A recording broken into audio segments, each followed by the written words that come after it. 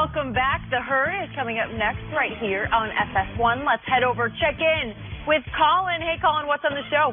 Well, Paul George, last night was such a big deal, came to L.A. and they booed him, and he had 37, and he starred. What does it mean? And the one NFL team I love this weekend. Skip, are you ready? It's the Dallas Cowboys. Oh, I like it over here, Colin. Time for our final topic of the day. Anthony Davis and the Pelicans lost last night to the Nets, but the attention continues to be on his future in New Orleans. AD can be a free agent in 2020, and he was asked after the game if he would get tired of playing for a bad team. AD cut off the question and said, quote, "I don't. Next question." Shannon, what is going on here? Because they want him to say, "I want out. I've demanded a trade. I've requested a trade." He's already addressed it. He said he wants to be in New Orleans. Now, just take it as that. Now, we get some guys that talk about they don't want to talk about their impending free agency, and all they do is talk about it. AD. Yeah. But anyway, AD is a man of his word. He says he's not going to address it. Hey, I'm in New Orleans. I'm happy to be in New Orleans. Yes, he's frustrated winning. He's putting up monster numbers game in and game out, and they're losing. Yeah, that gets frustrating, but that doesn't mean he doesn't want to be there. He doesn't want to be there. What is his agent LeBron James telling him to? No, Rich Paul is his agent. I thought it was LeBron. Clutch Sports. Oh, Unclutch Sports. Yep.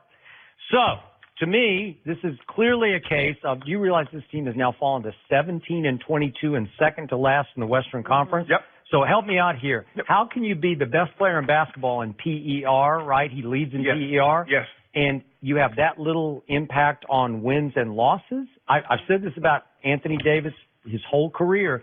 He needs LeBron more than LeBron needs him. So he needs out of there because it's crumbling before your very eyes. He doesn't, and Kevin Garnett has said he's talked to him. And he doesn't want him to make the same mistake that he made by staying too long in Minnesota. Correct. So, AD. He didn't stay too long. That's it for us. We'll be back tomorrow morning, 9:30 Eastern.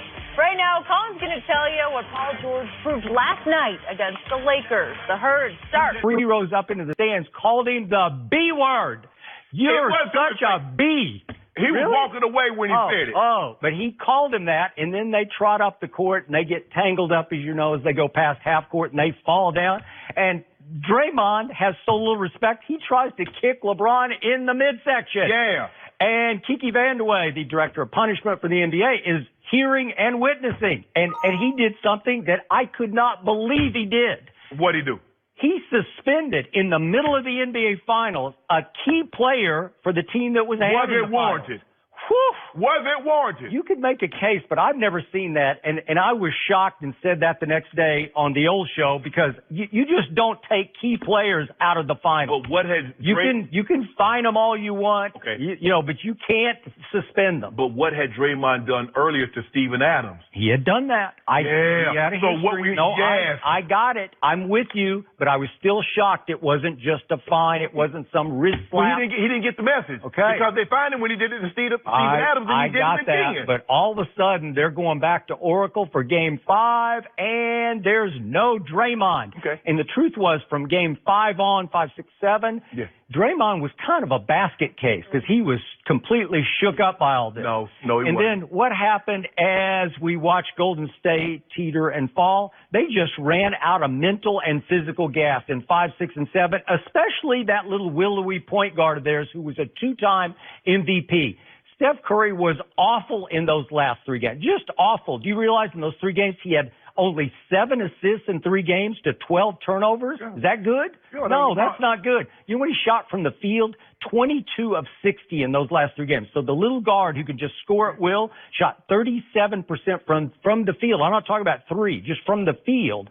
How many shots? Horrible. How many times LeBron blocked his shot? I don't know. Who knows? Because in Game 7 at home, this is in your house, Steph Curry.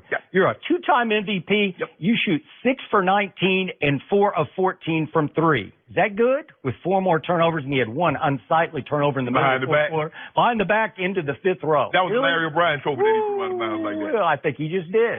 Throw it out. And, of course, Steph had to watch his counterpart, Kyrie Irving, hit the shot of shots to close the deal because neither team could buy a shot down the stretch. It was ugly basketball. But Skip, you keep and saying, Kyrie said, game over, I got this, LeBron. You keep saying that Draymond was fragile. Mm-hmm. Draymond in game 7 was 32-15 and 9. Mm-hmm. I'm not so sure had they won that game, he wouldn't have been the Finals MVP. Yep. So he was not fragile. But you keep telling, I just want to know, you keep telling me they were mentally broke, but they came back from 3-1 against a team that had the best player in the NBA on it. How is that possible? That was a troubled Oklahoma City basketball team. You know it because you know what was about to happen. Okay, let me ask you a question. He was about to exit stage left. Okay, I just need to know this. Just Yeah, for me I think you already know the answer. And my 800,000 people. Skip, I got 850,000 IG followers. Do you really? Yeah! I'm about to get a meal. Going up. Wow. What I want to know and what my followers like to know. What about Twitter? Oh, I think you have him beat on Twitter. Okay, thank you. I'm going to catch you. Your day coming, though. Well, But anyway, stop trying to interrupt I don't me. think I'm going to live that long. Yeah. Oh, you got jokes. Yeah. But I just need to know. Me and my followers want to know. Mm-hmm. Were they troubled before? Followers want to know. Yeah. Were they troubled before they got the 3-1 lead or after they blew the 3-1 lead? They were troubled for about 4 years. They were troubled. Yeah. So they were so troubled. Yeah. Kevin Durant wanted to get out of there. So let's get back to the question at hand, thanks to Ms. Taft here, that the point is, the truth is, all this that we just talked about, it wasn't that big of an upset. In fact, I can make a strong case it wasn't an upset at all. How do you make a case? Because you know what? In the big picture, as I look back at it, will I take LeBron and Kyrie and Kevin Love and Tristan Thompson over Steph and Clay and what was left of Draymond at that? Yes, they're a better team. Cleveland was a better team at that point. So why would because what has Steph shown you repeatedly over time? He comes up smaller in the playoffs and on the Christmas Day stage. He comes up smaller when the stakes are higher. Not the last two finals. I'm sorry. He just does. And Clay, can he not run hot and cold? Yeah. You can't really trust him from night to night to night. And again, Draymond had turned into a basket case. So let's look at what Kyrie did over those last 3 games. Kyrie averaged 30 a game. And guess what he made over the last 3 games? He made 9 of 17 3-point shots. That's 53% from 3, including this shot of shots. And guess what Kyrie did in those last 3 games? He made 13 of 13 free throws. That's 100% from the free throw line in big games and big moments. That's pretty great. You want to talk about riding shotgun? You want to talk about a co-star? That's a co-star. And by the way, in game 6, as they turned it completely around, Tristan Thompson had 15 points and 16 rebounds. And in game 7, Kevin Love had 14 rebounds. So you want to talk about help for the King? The King had the better team. And he was right. So so let me ask you a question. If he had the better team, if this team was so good, why didn't they win 60 games? I don't know. You ask LeBron. So what's he doing? If they were always saying I didn't have enough help. If they were so much of the favorite, why did Vegas have them the overwhelming underdog? I don't think they were overwhelming or overwhelming. No, they were not. Skip, don't try to see what you try to do. You're trying to minimize. The truth is, in hindsight, if you look hard at this, it was not an upset. Really, the outcome was pretty predictable at that point, that they were going to hit the wall, which they did, mentally and physically. And LeBron, who I always say has the highest basketball IQ I have ever witnessed, including Magic Johnson, he was telling you the truth. He was laying it right on the line for his team after Game 6. They are... So let me ask you a question. I just want to make sure I'm hearing you correctly. So at the point when Golden State had Cleveland down 3-1, you would have been willing to bet your bottom dollar. You know, bottom dollar, if that's the last dollar you got in your pocket, you would have been willing to bet your bottom dollar that Cleveland was coming back and win the series in 7. Well, that's what the Hall of Famer told me. No, boy, the Hall of Famer he knows all. He knows everything about everything. I'm omniscient. I'm omniscient. Yeah. All knowing. Yeah. I won't say that other word. Yeah. But you know what it means. Okay. So you know everything except the truth about LeBron James. And the truth is, can we just even stop it? Do I have to start back into all the argument again? Wait, can I just mention to your blind witnesses who follow you on, what is it, Instagram? Instagram. Okay.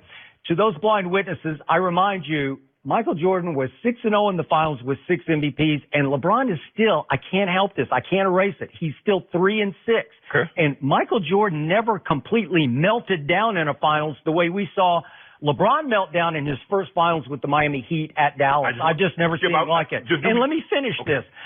Michael Jordan never melted down in another finals against the San Antonio Spurs and got blown off the floor in 5 games by a record finals margin. And nobody ever accused Michael Jeffrey Jordan of being a liability at the late game clutch free throw line like LeBron has consistently shown us to be. So we have 10 scoring titles for Michael and 1 for LeBron. Okay. Really? Okay. We have 9 defensive first team all NBA. And only 5 or 6 for LeBron. And only 6. And we have 1 defensive player of the year for Michael And Jordan. LeBron should have won it the year they gave it to Marc Gasol, but that's not the here nor there. But Skip, I just want to ask you this, and maybe you can help me out. Let's just say, for the sake of argument, in Michael Jordan's first NBA Finals, he's playing the Los Angeles Lakers in 1991. And let's just say, for the sake of argument here, Horace Grant and Scottie Pippen goes out. Do you feel comfortable in saying that Michael Jordan by himself will beat the Los Angeles Lakers? Yep, I do. I do. He was a terror. He was the ultimate assassin. Do you remember the year before when Scottie Pippen got that migraine and couldn't play Game 7? What happened to Michael? What happened to him? Yes! What happened to him in Game 7 when Scottie Pippen couldn't play? Well, Michael wasn't there. The one where Michael was gone? No, 1990. Yeah. 1990 Detroit Pistons, when Scottie Pippen got that migraine, he couldn't play Game 7, and the Pistons wiped the floor with him. Yeah. But you feel comfortable in saying if he misses Scottie Pippen and Horace Grant, he's going to beat the Lakers in the NBA Finals. I do. The Lakers were aging at that point. Remember? But why couldn't he beat the bad boy Pistons? At that point. He still had Horace Grant. Why couldn't he beat the bad boy Pistons? And I want you to do me one more thing. Yeah. Tell me the time that Michael Jordan beat a team that had 4 future Hall of Famers on it. I just want to know one team. Name the one team. Well, all I know is he had 6 finals opponents and beat all 6 of them. I'm just asking. And he won 6 MVPs. Skip, I just want you to. Shannon, you got to give this up. Skip, it's not even close. I just gave you all that. I get that. No. I don't have time because we're going to have to go to break here in a second. But if I start listing all the Eastern Conference opponents that he took down, it's unbelievable. They got 1 Hall of Famer. The finals were all in the East. They got 1. East. The Indiana had 1 Hall of Famer, Reggie Miller. The Knicks had 1, Patrick Ewing. And that's it. The Miami Heat had 1, Lonzo Mourning. Charlotte, Lonzo Mourning. I'm just trying to tell you, I want to know the NBA Michael Finals. was 1 by himself. Scottie Pippen went along for the ride. Oh, don't do that. Don't do him like that, Skip Bayless. He's a top 50 player. I've done him like that for years. I know he's a top 50 player. So there's no way he's top 50 without Michael Jordan. Well, it doesn't matter, Skip. I mean, a lot of people say there's no way she can jump in the Hall of Fame without John Elway. Okay, I get all that. That is true. No, how about Terrell Davis? Okay, all that. I'm not here to debate that. How about Ray Lewis? Okay, I'm not here to debate that. Okay. But I'm just asking you. I just want to know the team that Michael Jordan beat in the finals that had 4 Hall of Famers, like the San Antonio Spurs, like the Golden State Warriors. Can you do me that, Skip? That's all I'm asking. They're just loaded. All those teams are loaded with muscle. It was physical. It was football. They played football. The Supersonics were loaded? Yeah, they were. They had hold on. So Detlef Shrimp. Yeah. And Gary Payton. Gary Payton. Okay, Gary Payton was it. Ron Kemp. Gary Payton's in the Hall of Fame. I give you that. Okay, what about the Blazers? All those guys are in the Hall of Fame. No, they're not. What about the Blazers? Clyde Drexler's in the Hall of Fame. Okay, Utah. John Stockton and Malone. That's 2. So that's 4 Hall of Famers on 3 different teams. Golden State and San Antonio got 4 Hall of Famers on 1 team.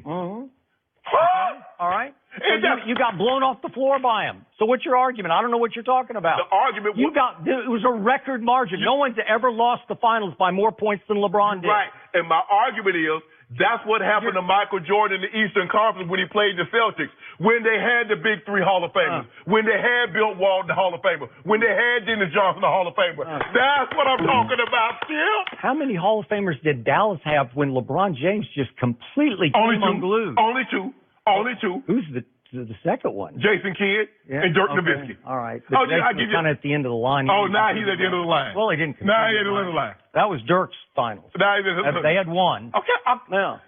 All I'm asking is, I'm not trying to excuse what LeBron did in that finals. It happened. But you did it. But I think you're disqualified on that. No. Let's leave it for now. We're going to switch gears. The 2 quarterbacks. He said they effed. This Did you hear what he said? He said they effed. He said they effed mentally. They physically, you realize emotionally. he just completely undid his own argument. The video, the timing, it's all by design with LeBron. We'll hit it again later, but let's talk about the quarterbacks we're going to see this weekend on Saturday. Did Dak Prescott actually have a better season